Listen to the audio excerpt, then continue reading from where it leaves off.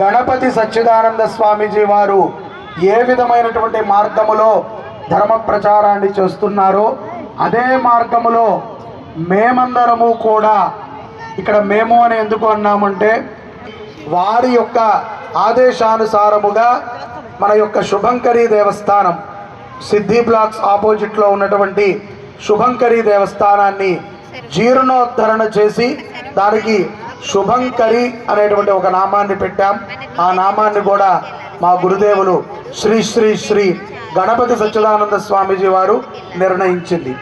వారి యొక్క ఉత్తరాధిపతి అయినటువంటి శ్రీ శ్రీ